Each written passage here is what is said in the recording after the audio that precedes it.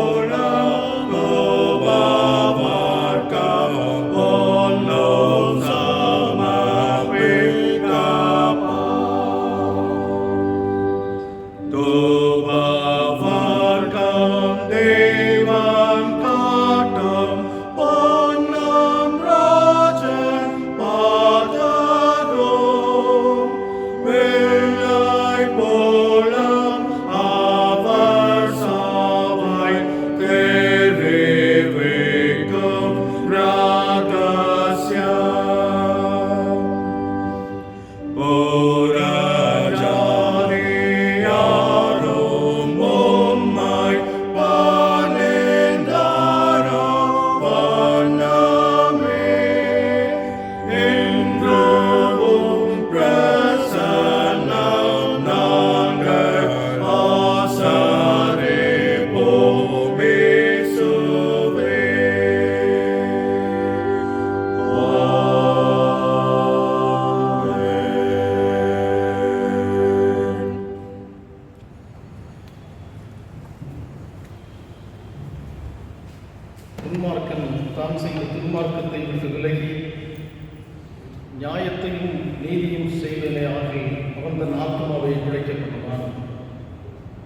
என் மீறுதல்களை நான் அறிந்திருக்கிறேன்.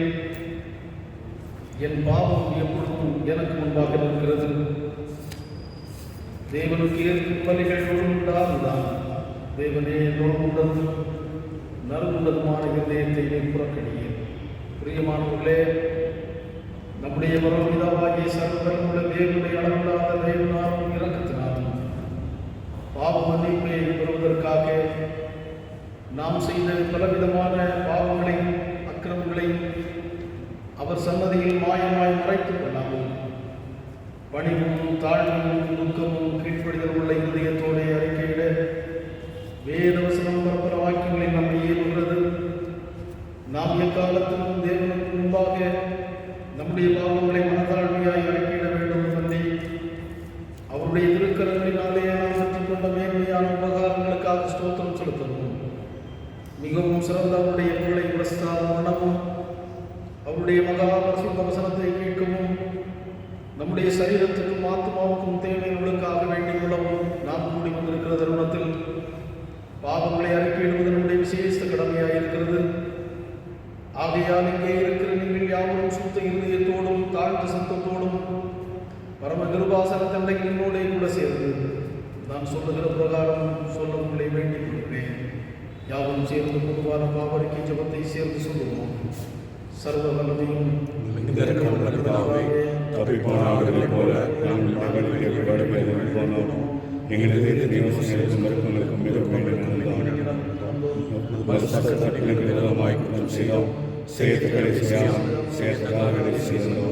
எங்களுக்கு சிலமே இல்லை. ஆனால் ஆண்டவரே, தேவரே, எங்கள் கர்த்தராகிய இயேசு கிறிஸ்துவின் மூலமாய் மனிதர்கள் சபாபித்தங்களின்படியே நிர்வாகிகளுள்ள குற்றவாளிகளாக எங்களுக்கு இருந்தோம். தப்பிதங்களை அறிக்கைகளின் மேல் பொறுமையாயிரும். பாவத்தின் கட்டணங்களை சீர்படுத்தும். மிகவும் விளக்கப்பட்டவர்களாகவே நாங்கள் தேவத்தையும் நீதியும் தெரிந்தவர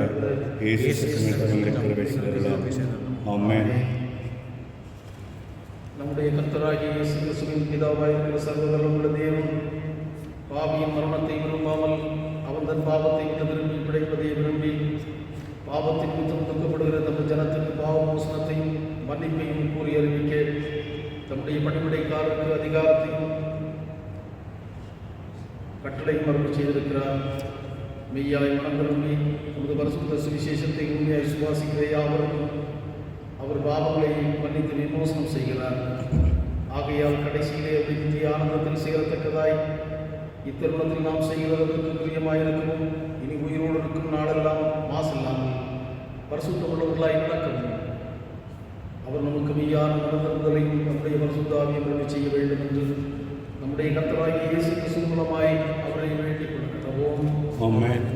யாவரும் சேர்ந்து சொல்லுவோம். பரமண்டலத்தில் இருக்கிற எங்கள் பிதாவே, உம்முடைய நாமம் பரிசுத்தப்படுவதாக, உம்முடைய ராஜ்யம் வருவதாக, உம்முடைய சித்தம் பரலோகத்திலே செய்யப்படுவது போல பூமியிலும் செய்யப்படுவதாக. அன்றுள்ள எங்கள் அப்பத்தை எங்களுக்கு தாரும். உங்களுக்கு விரோதமாய் குற்றம் செய்வதற்கு நாங்கள் மன்னிக்கிறது போல எங்கள் குற்றங்களை எங்களுக்கு மன்னியும். உங்களை சோதனைக்கு பிரவேசிக்க பண்ணாமல் தீமைகளை நினைத்துக் கொள்ளும். ராஜ்யம் வல்லமையும் மகிமையும் என்னென்றைக்கு முடிவுகளே. ஆமென். ஆண்டவரே, எங்கள் உதடுகளை திறந்தருளும். அப்பொழுது வாய் மொழி புகழை அறிவிக்கும். தேவனே, எங்களை ரட்சிக்க விரைவாய் வாரும். ஆண்டவரே, எங்களுக்கு சகாயம் பண்ண தீவிரியும். பிதாவுக்கும் குமாரனுக்கும் பரிசுத்தாவிக்கும் மகிமை உண்டாவதாக. ஆதியிலும் இப்பொழுதும் சதா காலங்களிலும் மகிமை உண்டாவதாக. ஆமென். கர்த்தரை துதியுங்கள். கர்த்தருடைய நாமம் துதிக்கப்படுவதாக. 46ஆம் சங்கீதத்தை நாம் முறையை வாசிப்போம். சங்கீதம் 46ஆம் சங்கீதம் நாம் முறையை வாசிப்போம். தேவன் நமக்கு அடைக்கலும் பிறகும் ஆபத்து காலத்தில் நமக்கு ஒரு மனத்துணையுமானவர். ஆகையால் பூமி நிலை மாறினாலும் மலைகள் நடு சமுத்திரத்தில் சாய்ந்து போனாலும் அதன் ஜலங்கள் கொந்தளித்து பொங்கி அதன் பெருக்கினால் பர்வதங்கள் அதிர்ந்தாலும் நாம் பயப்படுவோம். ஒரு நதி உண்டு, அதன் நேர்கால்கள் தேவனுடைய நகரத்தையும் உன்னதமானவர் வாசம் பண்ணும் பரிசுத்த ஸ்தலத்தையும் சந்தோஷிக்கும். தேவன் அதன் நடுவில் இருக்கிறார், அது அசையாது. அதிகாலையிலே தேவன் அவருக்கு சகாயம் பண்ணுவார். ஜாதிகள் கொந்தளித்தது, ராஜ்யங்கள் தத்தளித்தது. அவர் தமது சத்தத்தை முழங்க பண்ணினார், பூமி உருகி போயிற்று. சேனைகளின் கர்த்தர் நம்மோடு இருக்கிறார், யாக்கோபின் தேவன் நமக்கு உயர்ந்த அடைக்கலமானவர். பூமியிலே பால் கடிப்புகளை நடப்பிக்கிற கர்த்தருடைய செய்கைகளை வந்து பாருங்கள். அவர் பூமியின் கடைகளை மட்டும் யுத்தங்களை உயர்த்துகிறார். வில்லை ஒடித்து ஈட்டியை முறிக்கிறார். ரதங்களை நறுப்பினால் சுட்டரிக்கிறார். நீங்கள் அமர்ந்திருந்து நானே தேவன் என்று அறிவிடுங்கள். ஜாதிகளுக்குள்ளே உயர்ந்திருப்பேன், பூமியிலே உயர்ந்திருப்பேன். சேர்ந்து சொல்லுவோம். சேனைகளின் கர்த்தர் நம்மோடு இருக்கிறார். யாக்கோபின் தேவன் நமக்கு உயர்ந்த அடைக்கலமானவர். பிதாவுக்கும் குமாரனுக்கும் பரிசுத்தாவிக்கும் மகிமை உண்டாவதாக. ஆவியிலும் எப்பொழுதும் சதா காலங்களிலும் மகிமை உண்டாவதாக. தயவு செய்து உட்காருங்கள். இப்போது திருமுறை பகுதி வாசிக்க கேட்போம்.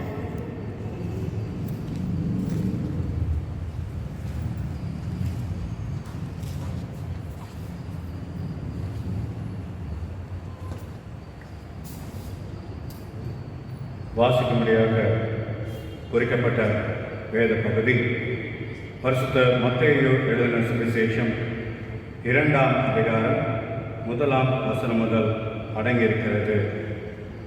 மத்தேயு 2ஆம் அதிகாரம் 1ஆம் வசனம் முதல். ஏரோது ராஜாவின் நாட்களில் யூதேயாவில் உள்ள பெத்லகேமிலே இயேசு பிறந்த பொழுது கிழக்கிலிருந்து சாஸ்திரிகள் எருசலேமுக்கு வந்து, யூதருக்கு ராஜாவாக பிறந்திருக்கிறவர் எங்கே? கிழக்கிலே அவருடைய நட்சத்திரத்தை கண்டு அவரை பணிந்து கொள்ள வந்தோம் என்றார்கள். ஏரோது ராஜா அதை கேட்டபொழுது அவனும் அவனோட கூட எருசலேம் நகரத்தார் அனைவரும் கலங்கினார்கள். அவன் பிரதான ஆசாரியர், ஜனத்தின் வேதபாரகர் எல்லாரையும் கூடி வரச் செய்து கிறிஸ்துவானவர் எங்கே பிறப்பார் என்று அவர்களிடத்தில் விசாரித்தான். அதற்கு அவர்கள், யூதேயாவில் உள்ள பெத்லகேமிலே பிறப்பார். அதேனென்றால் யூதேயா தேசத்தில் உள்ள பெத்லகேமே, யூதாவின் பிரபுக்களில் நீ சிறியதல்ல. என் ஜனமாகிய இஸ்ரவேலை ஆளும் பிரபு உன்னிடத்திலிருந்து புறப்படுவார் என்று தீர்க்கதரிசியினால் எழுதப்பட்டிருக்கிறது என்றார்கள். அப்பொழுது ஏரோது சாஸ்திரிகளை இரகசியமாய் அழைத்து நட்சத்திரம் காணப்பட்ட காலத்தை குறித்து அவர்களிடத்தில் திட்டமாய் விசாரித்து, நீங்கள் போய் பிள்ளையை குறித்து திட்டமாய் விசாரியுங்கள். நீங்கள் அதை கண்ட பின்பு நானும் வந்து அதை பணிந்து கொள்ளும்படி எனக்கு அறிவியுங்கள் என்று சொல்லி அவர்களை பெத்லகேமுக்கு அனுப்பினார். ராஜா சொன்னதை அவர்கள் கேட்டு போகையில், இதோ அவர்கள் கிழக்கிலே கண்ட நட்சத்திரம் பிள்ளை இருந்த ஸ்தலத்திற்கு மேல் வந்து நிற்கும் வரைக்கும் அவர்களுக்கு முன் சென்றது.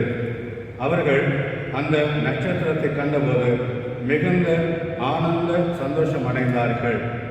அவர்கள் அந்த வீட்டுக்குள்ளே பிரவேசித்து பிள்ளையையும் அதன் தாயாகிய மரியாதையும் கண்டு சாஷ்டாங்கமாய் விழுந்து அதை பணிந்து கொண்டு தங்கள் பொக்கிஷங்களை திறந்து பொன்னையும் தூப வர்க்கத்தையும் வெள்ளை போலத்தையும் அதற்கு காணிக்கையாக வைத்தார்கள் என்பதே.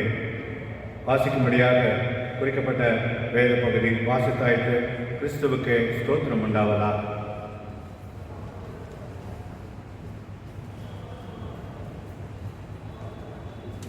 நம்முடைய விசுவாசத்தை அப்போஸ்தல விசுவாச பிரமாணம் மூலமாக நாம் அறிக்கை செய்வோம். வானத்தையும் பூமியும் படைத்து सर्व बलमुள்ள பிதாவாகிய தேவனை விசுவாசிக்கிறேன். அவருடைய ஒரே குமாரனாகிய நாங்கள் இயேசு கிறிஸ்துவை விசுவாசிக்கிறேன். அவர் பரிசுத்த ஆவியினாலே கன்னிமரியாளிடத்தில் வைத்து பிறந்தார். பொந்திய பிலாத்தின் காலத்தில் பாடுபட்டு சிலுவையில் அறையுண்டு மரித்து அடக்கம் பண்ணப்பட்டு பாதாளத்தில் இறங்கினார். 3ஆம் நாள் மரித்தோரிலிருந்து எழுந்தருளினார். பரமண்டலத்துக்கு ஏறி சர்வ வல்லமையுள்ள பிதாவாகிய தேவனுடைய வலது பரிசில் வீற்றிருக்கிறார். அவ்விடத்தில் உயிருள்ளவரையும் மரித்தோரையும் நியாயத்திற்கு வருவார். பரிசுத்த ஆவியை விசுவாசிக்கிறேன். பொதுவாக இருக்கிற பரிசுத்த சபையும் பரிசுத்தமுடைய ஐக்கியமும் பாவ மன்னிப்பும் சரீர வைத்தலும் நித்திய ஜீவனும் என்று விசுவாசிக்கிறேன். ஆமென். கர்த்தர் உங்களோடு இருப்பாராக. அவர் மூதாவியோடு இருப்பாராக. ஜெபம் பண்ண கடவோம். கர்த்தாவே, உடைய இரக்கத்தை எங்களுக்கு காட்டியும் உம்முடைய ரட்சிப்பை எங்களுக்கு அருளி செய்யும். உம்முடைய பணிவிடைக்காரருக்கு நீதியை தருமையும் நீ தெரிந்து கொண்ட ஜனத்தை சந்தோஷப்படுத்தும். கர்த்தாவே, உடைய ஜனத்தை ரட்சியும். உம்முடைய சுதந்திரத்தை ஆசீர்வதியும். கர்த்தாவே, எங்கள் காலத்தில் சமாதானத்தை கட்டளையிடும். தேவரீரே அல்லாமல் எங்களுக்காக யுத்தம் செய்வார் ஒருவரும் இல்லை. பராபரனே, எங்கள் இருதயத்தை சுத்திகரியும். உம்முடைய பரிசுத்த ஆவியை எங்களிடத்திலிருந்து எடுத்துக் கொள்ளாதேயும். ஜெபம் செய்வோம்.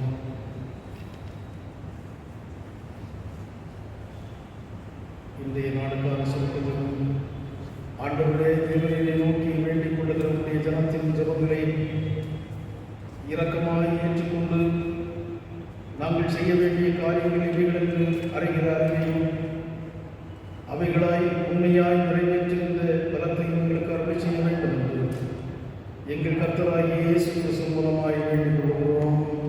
ஆமென்.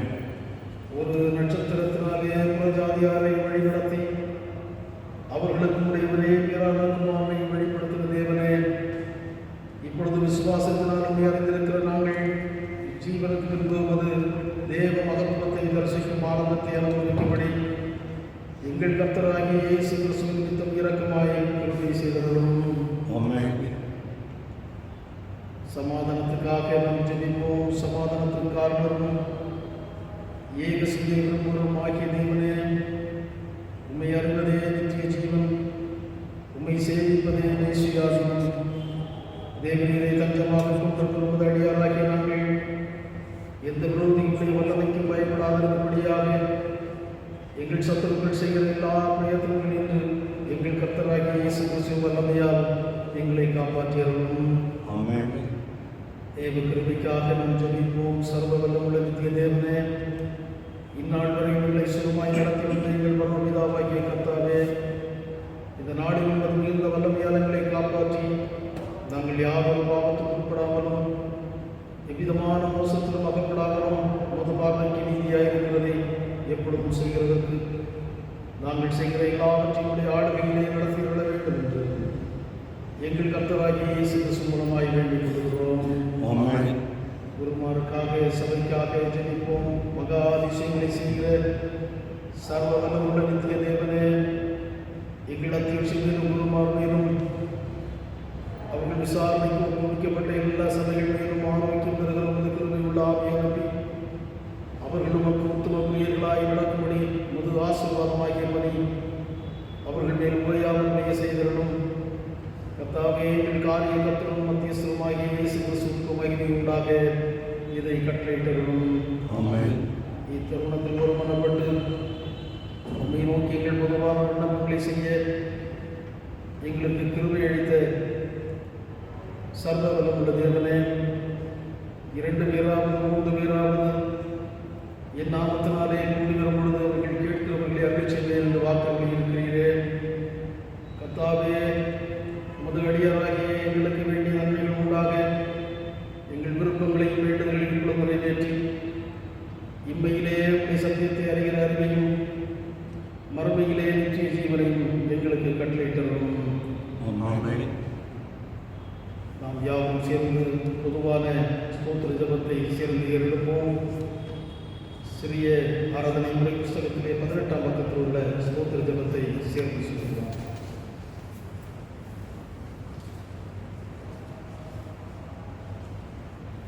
சர்வ வல்லம் உள்ள தேவனே, சர்வ ஜீவ தயாவர பிதாவே, அபாத்திரரான உமது அடியாராகிய எங்களுக்கும் மற்றெல்லாம் உமதிருக்கும் தேவரீர் அருளி செய்த பற்பல கிருபைக்காகவும் அன்புள்ள தயவுக்காகவும் நாங்கள் மிகுந்த தாழ்மையோடும் முழுதயத்தோடும் உமக்கு ஸ்தோத்திரம் செலுத்துகிறோம்.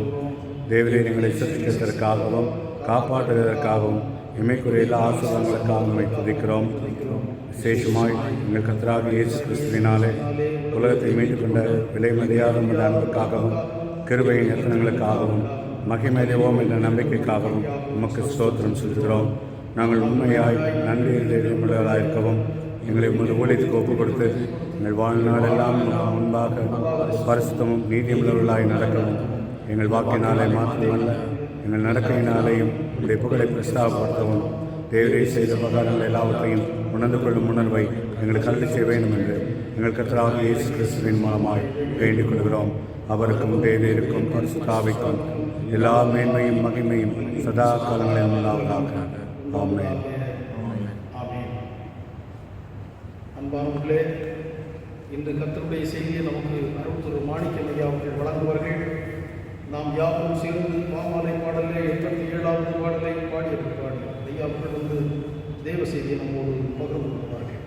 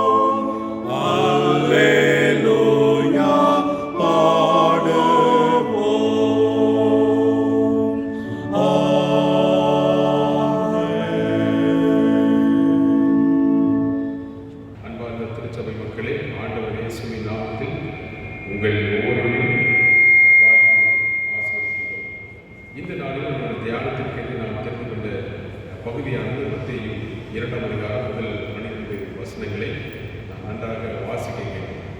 இந்த பகுதியில் நாம் 2 நபர்களை நாம் முக்கியமாக பார்க்கிறோம். மேஜா, அதாவது வான சாஸ்திரிகள் என்று சொல்லி நாம் ஒரு குரூப்பை பார்க்கிறோம். இரண்டாவதாக ஹெரட் த கிரேட் கிங், ஏரோது மாமன்னன் ஏரோது குறித்து நாம் பார்க்கிறோம். அடுத்தது யூத ரவிமார்களையும் இங்கே நாம் பார்க்க இருக்கிறோம். அவர்கள் இங்கு சொல்லப்படவில்லை. இந்த காரியங்களை நாம் இன்றைக்கு பார்ப்போமே. அதாவது இந்த வான சாஸ்திரிகள் மேஜாய், இவர்கள் நன்கு கற்றறிந்தவர்கள், சமுதாயத்தில் பேரும் புகழுடன் வாழ்ந்தவர்கள். இவர்கள் எப்போதும் ஆராய்ச்சி செய்து கொண்டிருந்தார்கள். சிலர் சொல்வார்கள் இவர்கள் ராஜ வம்சத்தை சேர்ந்தவர்கள் என்று சொல்லி சிலர் சொல்லுகிறார்கள். எது எப்படியோ நாம் இன்றைக்கு பார்க்கக்கூடிய ஒரு காரியம் என்னவெனில், இவர்கள் எப்போதும் ஆராய்ச்சி செய்து கொண்டிருக்கிறார்கள். வான சாஸ்திரிகள் உலகத்தில் என்னென்ன காரியங்கள், எங்கே என்ன நடக்கப் போகிறது என்பதாக இவர்கள் ஆராய்ச்சி செய்து கொண்டிருக்கும் பொழுது பாருங்கள், வினோதமான ஒரு நட்சத்திரம் காணப்படுகிறது. இந்த நட்சத்திரம், இவர்கள் இதை பார்த்த உடனேயே தேவகுமாரன் ஏதோ ஒரு பகுதியில் பிறந்திருக்கிறார் என்று சொல்லி இவர்கள் உடனடியாக அதை குறித்து ஆராய்ச்சி செய்கிறார்கள். இப்போ வேதாகமத்தின் மூலமாக இவர்களுக்கு தெரிய வருகிறது, முன்னுரைத்த தீர்க்க தரிசனம் நிறைவேறுகிறது. அது எங்கே என்று சொல்லி இவர்கள் இந்த நட்சத்திரத்தை அடையாளமாக கொண்டு பயணிக்க ஆரம்பித்து விட்டார்கள். இப்பொழுது பயணம் செய்து எருசலேமுக்கு வருகிறார்கள். அங்கே பாருங்கள், ஏரோதுவை இவர்கள் சிந்திக்கிறார்கள். இதான் நான் பார்க்கிறேன். இதுவரைக்கும் இவர்கள் நட்சத்திரத்தை முன்வைத்து பயணித்தார்கள். இப்பொழுது இங்கு உள்ள வந்த உடனேயே அந்த நட்சத்திரத்தை விட்டுட்டு என்ன செய்கிறாங்க, ஏரோதுவை இவர்கள் பார்க்க போகிறார்கள். இப்பொழுது நட்சத்திரம் அவர்கள் காணப்படவில்லை. இவர்கள் எவ்வளோ மைல் பிரயாணப்பட்டு வருகிறார்கள் பாருங்கள். அதாவது தேவகுமாரன் இயேசு கிறிஸ்துவை பார்ப்பதற்கு கஷ்டங்களை இவர்கள் ஏற்றுக்கொண்டார்கள். பாலைவனத்தின் வழியாக பல மாதங்கள், பல மைல்கள் பிரயாணப்பட்டு ராஜகுலத்தை சேர்ந்தவர்கள் இவர்கள் பயணிக்கிறார்கள். அதான் நாம் இங்கே பார்க்க வேண்டிய ஒரு காரியமாக இருக்கிறது. இவர்கள் இங்கே பெத்லகேமுக்கு வந்தபோது பாருங்கள், அதாவது எத்தனை பேர் வந்தார்கள் நமக்கு தெரியாது. ஆனால் கொடுக்கப்பட்ட பரிசை வைத்து சொல்லப்படுகிற ஒரு காரியம் 3 பேர் என்று சொல்லி நாம் அதாவது சொல்லப்படுகிறது. 3 பேர் என்று சொல்லி சில இடங்களில் கணிக்கப்படுகிறது பெரிய குரூப்பாக வந்திருக்கலாம் என்று சொல்லி சொல்லப்படுகிறது. இது எப்படியோ இவர்கள் இங்கு வந்த மாத்திரத்தில் அங்கு பெரிய ஒரு எதிர்பார்ப்பு, என்ன பயங்கரமாய், அதாவது தர்பாராய் வந்து இறங்குகிறார்கள். புத்தகத்தில் பயங்கரமான, அதாவது புதிய மூட்டைகளுடன் பரிசுகளுடன் வந்து இறங்குகிறார்கள். அவருடைய ராஜ வஸ்திரம், ஆடம்பரம் இதெல்லாம் பார்த்து இவர்கள் ஆச்சரியமாய் பார்க்கிறார்கள். அதோடு கூட நாம் பார்ப்போமேயானால், எருசலேமில் இருந்த பெரிய பெரிய ஆட்கள் இவர் யார் என்று சொல்லி ஏரோதுவே கலக்கப்படுகிறான். என்ன, இன்னொரு ராஜா பிறந்திருக்கிறானா என்று சொல்லி ஏரோதுக்கு கலக்கம். சிலர் ஆச்சரியப்படுகிறார்கள். இதை நாம் என்ன பார்க்கிறோம் அப்படின்னாக்க, நாம் ஆண்டவருக்காக வாழும் பொழுது நம்முடைய வாழ்க்கை என்பது பிறருக்கு கலக்கம் உண்டாக்க வேண்டும். நம்முடைய வாழ்க்கை என்பது பிறருக்கு ஆச்சரியத்தில் ஆழ்த்த வேண்டும் என்று சொல்லி நாம் பார்க்கிறோம். இவர்கள் வந்த உடனேயே நாம் அறிகிற ஒரு விஷயம் என்னவெனில், எருசலேமில் கலக்கம் உண்டாயிற்று, எருசலேமில் பெரிய எதிர்பார்ப்பு உண்டாயிற்று, எருசலேமில் ஒரு பெரிய ஆச்சரியம் உண்டாயிற்று என்று சொல்லி நாம் பார்க்கிறோம். இந்த இயேசு பாடகன் யார்? அதாவது கொலோசியர் நாம் வாசிக்கிறோம் பாருங்கள். கொலோசியர் 2ஆம் அதிகாரம் 3ஆம் வசனத்திலே அவருக்குள் ஞானம், அறிவு என்பவர்களாகிய பொக்கிஷங்கள் எல்லாம் அடங்கியிருக்கிறது. அடுத்த 9ஆம் வசனத்திலே பார்க்கிறோம், ஏனென்றால் தேவத்துவத்தின் பரிபூர்ணமெல்லாம் சரீர பிரகாரமாக அவருக்குள் வாசமாயிருக்கிறது. இதை இந்த சாஸ்திரிகள் நன்றாக கண்டு, இவர் தேவகுமாரன், இவரை நாம் போய் பார்க்க வேண்டும், இவருக்கு நாம் வணக்கம் செலுத்த வேண்டும், இவருக்கு நாம் பரிசளிக்க வேண்டும் என்று சொல்லி அவர்கள் எருசலேமுக்கு வருகிறார்கள் என்று சொல்லி நாம் இங்கு பார்க்கிறோம். அப்போ நாம் என்ன செய்ய வேண்டுமா, தன்னை தப்பை நமக்கு ஒப்புக் கொடுத்த அந்த தேவகுமாரனை நாம் இவர்கள் எப்படி கண்குழு அது கண் குளிர கண்டு கழித்தார்களோ அதே விதமாக நம்முடைய வாழ்நாள் பரியந்தம் அந்த ஆண்டவருடைய சித்தப்படி நாம் நடந்து அவரை கண்டு கழிக்க வேண்டும், இந்த முழு வாழ்க்கையை அவருக்கு அர்ப்பணிக்க வேண்டும் என்று சொல்லி இங்கே நாம் பார்க்கிறோம். அடுத்தது ஏரோது மாமன்னனை நாம் பார்க்கிறோம். இந்த ஏரோதுக்கு மேல ஒரு மாமன்னன் இருக்கிறார். ஏன்னா ஆனா ஏரோது என்ன பாருங்க, ஹெரட் த கிரேட் அப்படின்னு சொல்லிட்டு ஏரோது மாமன்னன் என்று சொல்லி ஏரோதுவை அழைக்கும்படியா ஏரோது என்ன பண்ணா மக்களை இன்ஃப்ளூயன்ஸ் பண்ணி அப்படி அழைக்க வைக்கிறார். இந்த ஏரோது அதாவது அன்றைக்கு ரோமன் நாடாளுமன்றம், அது ரோமன் செனட்ல மார்க் ஆண்டனி என்ற ஒரு முக்கியஸ்தர் ஒருத்தர் இருந்திருக்கிறார். அப்போ அவர் மூலமா இந்த ஏரோது என்ன பண்ணியிருக்காருன்னா, ஏரோது மாமன்னன் என்று சொல்லி அழைக்கும்படியா அவன் அதாவது இன்ஃப்ளூயன்ஸ் பண்ணி அப்படி அழைக்க சொல்லியிருக்கிறாங்க.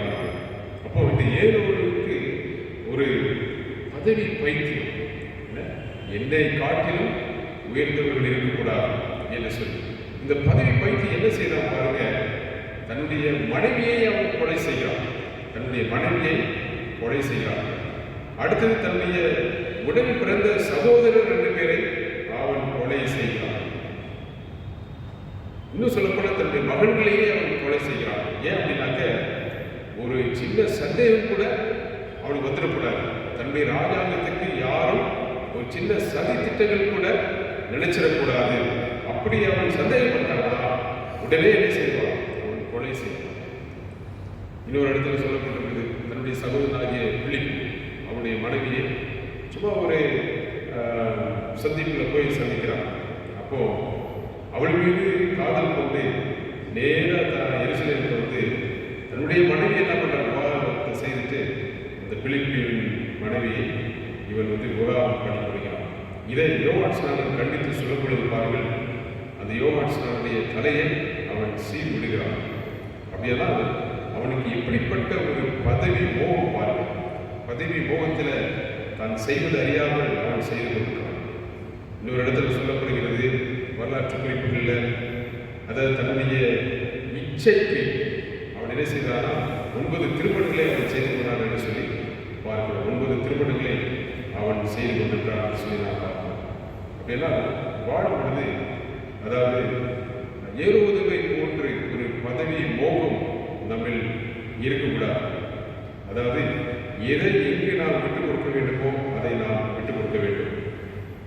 ஏறுவதுவை போன்று நான் நினைத்ததெல்லாம் செய்யலாம் என்று சொல்லி நாம் செய்வதற்கு இல்லை இங்கே என்று சொல்லி நாம் அறிய வேண்டும். இங்க பாருங்க, இப்படிப்பட்ட இந்த ஏறுவது கடைசியாக எங்க வரான், தேவகுமாரனையே கொலை செய்வதற்கு இந்த ஏறுவது துணிந்து விட்டார் என்று சொல்லி நான் பார்ப்போம். அது நைசா யார்கிட்ட சாஸ்திரத்திட்ட வராது. அதாவது ஒரு ராஜா பிறந்திருக்கிறாரா, சரி நீங்க போய் பாருங்க, நீங்க போய் பார்த்துட்டு எனக்கு சொல்லுங்க, நான் என்ன செய்யறேன் வந்து பணிந்து கொடுக்குறேன்னு சொல்லிட்டு அவன் அப்படி ஒரு மாதிரி ரொம்ப அழகா பேசுறான் பாருங்க. ஆனா ஆண்டவனுடைய எச்சரிப்பின்படி இந்த சாஸ்திரிகள் அவர்கள் வேறு வழியாக சென்று விட்டார்கள். அதை அறிந்த போது இன்னும் முறுக்கம் கொண்டு பெத்லகேம் யூதேயா அதில் எல்லைகளில் இருக்கிற எல்லா குழந்தைகளையும் 2 வயதுக்குட்பட்ட எல்லா குழந்தைகளையும் ஆண் குழந்தைகளையும் அவன் கொள்வதற்கு அவன் உத்தரவு போடுகிறான். உடனே இப்படிப்பட்ட இந்த ஏரோதுடைய மனசை பார்க்க. சரி, இந்த ஏரோதை குறித்து நான் பின்னாட்களில் வாசிக்கும் பொழுது இவன் அதாவது கொழுப்பு நிறைந்தவனாய் தேவனுக்கு விரோதமாய், அதாவது சொல்லப்போனால் பிசாசு இவனுக்கு புகழ்ந்து பிசாசு தன்னை கொடுத்து தெய்வ திட்டத்துக்கு விரோதமாய் போயின அப்படின்னாலே அவனுடைய அழிப்பு மகா கேடுள்ளதாய் மாறியது என்று சொல்லி நான் பார்க்கிறோம். கடைசி நாட்களில் அவன் வாழ்ந்த அரண்மனை ஒரே நாத்தம், உடம்பெல்லாம் உருவெடுத்து போச்சு. அவனுடைய சரீரத்தில் வடிந்த திரவம் என்ன செய்வான், அரண்மனையே அது நாரடிச்சது. எவ்வளவோ துப்போர்க்குகளை போட்டும் அது வந்து நடக்கவில்லை. எவ்வளோ பெரிய வேதனை இருக்குமா. இப்போ அவன் என்ன செய்யறான், நான் மரித்த போது எனக்காக அழுவதற்கு ஆட்களே இருக்க மாட்டார்கள், அப்போ நான் ஒன்று செய்வேன் என்று சொல்லி செய்தானா, உடனடியாக தன்னுடைய அமைச்சர்களில் முக்கியமான ஒருவனை அழைத்து, நான் சாகும்போது அமைச்சர்கள் இருக்கின்ற போர் வீரர்கள் நீ நினைச்சவர்கள்லாம் அடிச்சு வெட்டி கொன்று, ஏன்னா அவர்களுக்காக மக்கள் அலுவலக பத்தியா அது எனக்காக கூட அழுகிறாங்கன்னு சொல்லிட்டு மக்கள் நினைச்சு கொடுக்கணும். அப்படிலாம் பாருங்க எப்படி செய்திகள் போடுறாங்க. இப்போ இந்த ஏரோது பயங்கரமான ஒரு ஆளாக இருந்திருக்கிறார். ஏன்னா இவன் தான் யூதாவின், அது யூதர்களின் ராஜா என்று சொல்லி இவன் அழைக்கப்பட வேண்டும் என்பதற்காக ஏதோ சதித்திட்டங்கள், இந்த ராஜ தலைப்பு அது எனக்கு மட்டும்தான் என்று சொல்லி அவன் ஏதோ சதித்திட்டங்களை அவன் செய்து கொண்டு வந்தான். இந்த ஏரோது அரர் ஜூஸ், அதாவது ஆஃப் ஜூஸ் ஆஃப் இதுவே ஏதோ வாசிக்கக்கூடிய, அதாவது ஏசாவின் வழிவந்தவர்கள் என்று சொல்லி. ஆகவே இந்த ஏரோது என்ன செய்தாலும் தன்னை எந்த அளவுக்கு உயர்த்தும் அந்த அளவுக்கு உயர்த்தி தேவனுடைய சித்தத்துக்கு விரோதமாக அவன் நடந்து வந்தபடியினாலே அவனுடைய அழிவு மகா கேட்டுள்ளதாக போனது என்று சொல்லி நாம் பார்க்கிறோம். வேதத்திலே சொல்லப்பட்டிருக்கிறது, அவன் குடும்பத்து செத்தான் என்று சொல்லி. அப்போ இந்த ஏரோது செய்த ஒரு காரியம் ஆவிக்கும் அது மாம்சத்துக்குமான ஒரு போராட்டம், தேவனுக்கும் உலகத்துக்குமான ஒரு போராட்டமாக இருப்பதை நாம் பார்க்கிறோம். இங்கே நம்ம பார்க்க வேண்டிய ஒரு காரியம் என்னன்னா, அது வான சாஸ்திரிகள் அவர்கள் தேவனை தேடி போகிறார்கள். பெத்லகேமில் பிறந்த இயேசு கிறிஸ்துவை, இயேசு பாலகனை தேடி போகிறார்கள். ஆனால் ஏரோது மன்னன் இந்த இயேசு பாலகனை எதிர்க்கிறார்கள். யூத ரவிமார்கள் அவர்கள் பெத்லகேமில் பிறந்த அந்த இயேசு பாலகனை பாவங்களிலிருந்து விடுதலை செய்யப்படுகின்ற இந்த இயேசு பாலகனை அவர்கள் புறக்கணிக்கிறார்கள் என்று சொல்லி நாம் பார்க்கிறோம். ஏன்னா இந்த மேஜர் சாஸ்திரிகள் எத்தனையோ மைல் தொலைவுகளுக்கு அப்பால் இருந்து கஷ்டப்பட்டு பிரயாணப்பட்டு வந்து இந்த இயேசு பாலகனை தரிசிக்கிறார்கள். ஆனால் 5 மைல் சுற்றளவில் இருக்கிற யூத ரவிமார்கள் முக்கியஸ்தர்கள் இந்த இயேசு பாலகனை இவர்கள் தேடி போகவில்லை என்று சொல்லி நாம் பார்க்கிறோம். ஆகவே நாம் இங்கு அறிய வேண்டிய ஒரு காரியம், அதாவது இந்த வான சாஸ்திரங்களைப் போல நாம் தேவகுமாரனை தேடி போகிறோமா, அல்லது ஏறுவதை போல நம்முடைய செயல்பாடுகளில் எதிர்த்து நிற்கிறோமா, அல்லது யூத ரவிமார்களை போன்று நாம் புறக்கணிக்கிறோமா என்று சொல்லி நாம் இன்றைக்கு சிந்திக்க வேண்டிய ஒரு காரியமாக இருக்கிறது. இப்போ நாம் பார்ப்போம், ஏன்னா இயேசு பெத்லகேமில் பிறந்தது எல்லாமே முன்னுரைக்கப்பட்டது, தீர்க்கதரிசனமாய் சொல்லப்பட்டது. அவர் எங்கே பிறப்பார் இல்லையா, அவர் எப்படி பிறப்பார் எல்லாமே சொல்லப்பட்டபடி நடந்து கொண்டிருக்கிறது. பெத்லகேம் என்றால் அப்பத்தின் வீடு, நானே ஜீவ அப்பம் என்று சொல்லி ஆண்டவர் யோவான் 6:48 சொல்கிறார். அந்த ஜீவ அப்பம் பெத்லகேமில் இன்றைக்கு வந்திருக்கிறது. இப்போ பாருங்க, இந்த தாவீதுக்கும் பெத்லகேமுக்கும் ஏகப்பட்ட தொடர்புகள் இருப்பதை நாம் பழைய ஏற்பாட்டில் பார்க்கலாம். இப்போ இந்த தாவீது இயேசு கிறிஸ்துவை போல தானும் பல கஷ்டங்கள் பட்டவராக, அந்த கஷ்டத்தின் மத்தியிலையும் தேவனுடைய நாமத்துக்கு மகிமையாக இந்த தாவீது வாழ்ந்தவராய் இருக்கிறார். ஆகவே தாவீது வாழ்ந்த, தாவீதுக்கும் பெத்லகேமுக்கும் அதிகம் சம்பந்தம் இருக்கிற இந்த ஊர்ல தேவன் அவதரித்தார். அது பல 100 ஆண்டுகள் அது சம்பந்தம் உடையதால் தீர்க்கதரிசிகளாய் முன்னுரைக்கப்பட்டதால் அது இருக்கிறது என்று சொல்லி நாம் பார்க்கிறோம். ஆகவே பேரன்புகளே, இந்த நாட்களில் இயேசு கிறிஸ்துவின் பிறப்பை குறித்து நாம் பல சத்தியங்களை நாம் கேட்டிருக்கிறோம். ஆனால் இன்றைக்கு நாம் கேட்ட ஒரு காரியம் என்னன்னா, சாஸ்திரிகளைப் போல நாம் ஆண்டவரை தேவகுமாரனை தேடி போகிறோமா, ஏரோதுவை போல நாம் எதிர்த்திருக்கிறோமா, அல்லது யூத ரவிமார்களைப் போல நாம் புறக்கணிக்கிறோமா என்று சொல்லி இன்றைக்கு சிறிது பார்க்கிறோம். இன்றைக்கு தேவனுக்கு விரோதமாக நாம் நிற்போமையானால் ஒரு நாள் வரும், அந்த நாளில் நம்மை நாமே வருத்தி கொள்ளக்கூடியவர்களாய், வருத்தப்படக்கூடியவர்களாய் அது நிற்கக்கூடும் என்று சொல்லி நாம் அறிய வேண்டும். ஆகவே இந்த வசனங்களை கேட்ட உங்களை ஆண்டவர் ஆசீர்வதிப்பாராக. ஆண்டவர்களுடைய வாழ்க்கை முழுவதும் அர்ப்பணிப்போம், ஜெபம் செய்வோம். அன்புள்ள ஆண்டவரே, இந்த வேளையிலையும் மத்திய 2ஆம் பகுதியில் வான சாஸ்திரிகள், ஏரோது மாமன்னன், யூத ரவிமார்களை நாம் குறித்து வாசித்தோம். இதில் எந்த உறுப்பினரை சேர்ந்தவர்களாக இருக்கிறோம் என்னுடைய ஆரோக்கிய வாழ்க்கையில் என்று சொல்லி சிந்திக்கவும் ஆண்டவரே வாழும்போது கிடைக்கின்ற நல்ல சந்தர்ப்பங்களை பயன்படுத்தி உமக்கு மகிமையை வாழ ஆண்டவர் கிருபை செய்ய வேண்டியிருக்கிறோம். ஆசீர்வதி வழி நடத்தும் ஆண்டவர் இயேசு கேட்கிற நல்ல பிதாவே ஆமென். கிறிஸ்துவுக்குள்ளே ஐயா அவர்கள் மூலமாக நாம் இன்று ஒரு நல்ல சத்தியத்தை கேட்க கர்த்தர் கிருபை செய்தார். அவர்களுக்கு திருச்சபையின் சார்பிலே நன்றியை தெரிவித்துக் கொள்கின்றோம். இப்போது நாம் யாவரும் சேர்ந்து கீர்த்தனை பாடலே 317வது பாடலை சேர்ந்து பாடுவோம். 317வது கீர்த்தனை பாடல்.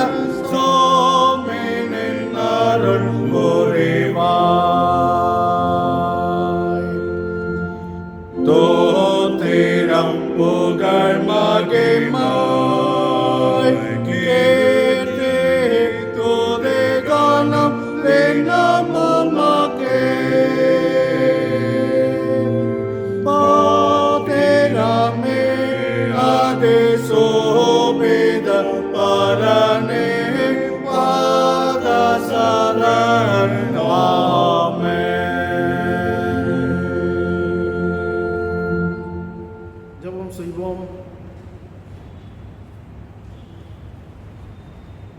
அன்பின் ஆண்டவரே, இந்த அருமையான இந்த ஓய்வு நாளின் காலை வேளைக்காக ஸ்தோத்திரிக்கின்றோம். இப்போதும் காணொலி வாயிலாய் கேட்ட அனைத்து உள்ளங்களுக்காக ஜெபிக்கின்றோம். ஆண்டவரே, நாங்கள் ஆராதிக்கிற தேவன் நீர் அனாதியாய் என்றென்றைக்கும் எங்களோடு இருப்பதற்காய் ஸ்தோத்திரிக்கின்றோம். இரக்கமுள்ள அன்பின் ஆண்டவரே, ஒவ்வொரு உள்ளங்களையும் ஆண்டவர் ஆட்கொள்ளும்படியாய் ஜெபிக்கின்றோம். திருச்சபையில் உள்ள குழந்தைகள், வாலிபர்கள், பெற்றோர், விருத்தாப்பியர் என அனைவரையும் உடைய பாதத்தில் ஒன்று கொடுத்து நாங்கள் ஜெபிக்கின்றோம். இரக்கமுள்ள அன்பின் ஆண்டவரே, பலவேறு தேவைகளோடு இருக்கிற மக்களுக்காக நாங்கள் ஜெபிக்கின்றோம். ஏக்கத்தோடு பெருமூச்சுகளோடு இருக்கிற மக்கள் உண்டு. என்ன செய்வேன், எப்படி வாழ்வேன் என்று தெரியாமல் திக்கற்று போய் இருக்கிற மக்கள் உண்டு. சாமி, திகையாதே, கலங்காதே, நான் தேவன் என்று வழக்கரம் பிடித்து வழிநடத்துகின்ற ஆண்டவரே, இவர்களை இன்றைய புண்ணிய பாதத்திலே ஒப்புக் கொடுக்கின்றோம். விசேஷமாக இவர்களை அச்சுறுத்துகின்ற இந்த 3ஆம் அலைக்காக பாரத்தோடு ஜெபிக்கின்றோம். ஆண்டவரே, திருச்சபை மக்களை அழிவிலிருந்து காக்க உம்முடைய பாதத்திலே தாழ்மையோடு விண்ணப்பிக்கின்றோம்.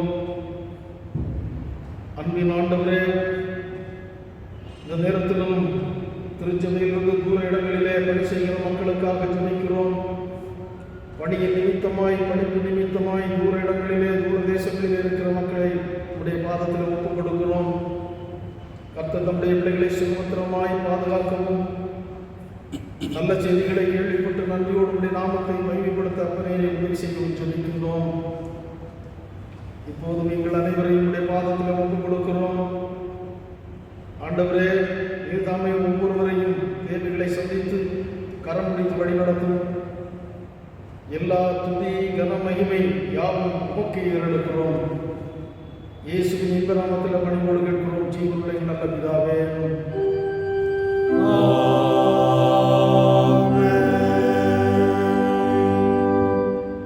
ஆசீர்வாதனுடைய கர்த்தரும் இரட்சகருமாய் இருக்கிற இயேசு கிறிஸ்துவின் கிருபையும் பிதாவாகிய தேவனுடைய அன்பும் பரிசுத்த ஆவியின் மனோகர ஐக்கியமும் இன்று பெற்றுமான சதா காலங்களிலும் நம் அனைவரோடும் என்றும் தங்கியிருப்பதாக.